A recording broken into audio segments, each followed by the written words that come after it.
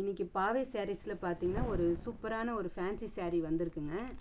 இது பார்த்தீங்கன்னா உங்களுக்கு வந்து வெயிட்லெஸ்ஸாக இருக்குது. இது வந்து பார்த்தீங்கன்னா செட்டு சாரீங்க. ப்ளவுஸ் ஒர்க் இருக்குது, பெல்ட் இருக்குது, ப்ளைன் சாரீங்க. ப்ளைன் சாரியில் பார்த்தீங்கன்னா உங்களுக்கு வந்து லைன்ஸ் கிடச்சிருக்கு பாருங்கள். இது ப்ளவுஸ் ஓப்பன் பண்ணுறேன் பாருங்கள்.